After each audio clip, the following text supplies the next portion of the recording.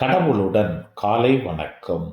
புனித லூக்கா எழுதிய நற்செய்தி 12ஆம் அதிகாரம் 39 முதல் 48 வரை உள்ள இறைவார்த்தைகள்.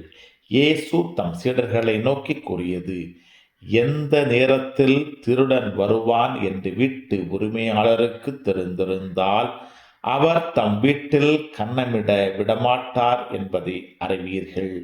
நீங்களும் ஆயத்தமாய் இருங்கள், ஏனெனில் நீங்கள் நினையாத நேரத்தில் மானிட மகன் வருவார். அப்பொழுது பேதுரு, ஆண்டவரே, நீர் சொல்லும் இந்த ஊமை எங்களுக்கா அல்லது எல்லோருக்குமா என்று கேட்டார்.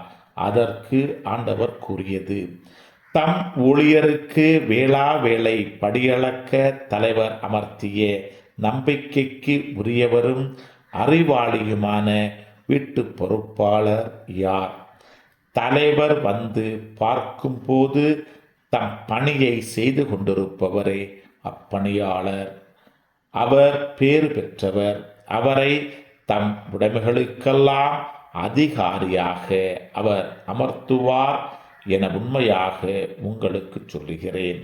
ஆனால் அதே பணியால் தான் தலைவர் வர காலம் தாழ்த்துவார் என தன் உள்ளத்தில் சொல்லிக்கொண்டு ஆண் பெண் பணியாளர்கள் அனைவரையும் அடிக்கவும் மயக்கமுற உண்ணவும் குடிக்கவும் தொடங்கினான் எனில், அப்பணியால் எதிர்பாராத நாளில் அறியாத நேரத்தில் அவனுடைய தலைவர் வந்து அவனை கொடுமையாக தண்டித்து நம்பிக்கை துரோகிகளுக்கு ஒரு இடத்திற்கு தள்ளுவார்.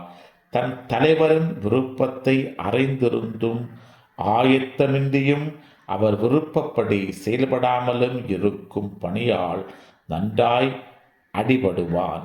ஆனால் அவர் விரும்புவதை அறியாமல் அடிவாங்க வேண்டிய முறையில் செயல்படுபவன் அவனது விருப்பத்தை அறியாமல் செயல்படுவதால் சிறிதே அடிபடுவான்.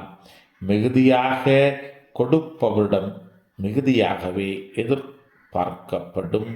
மிகுதியாக ஒப்படைக்கப்பட்டவரிடம் இன்னும் மிகுதியாக கேட்கப்படும்.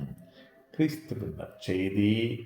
இந்த நாள் இனிய நாளாக அமைய வாழ்த்துக்கள். பல பல பல புதுமைகள், பெருமைகள், இனிமைகள் இறங்கிய நல்ல நாள், ஒரு நல்ல நாள், நம் தேவன் தந்த நாள். இது நல்ல நாள், ஒரு நல்ல நாள், நம் தேவன் தந்த நாள்.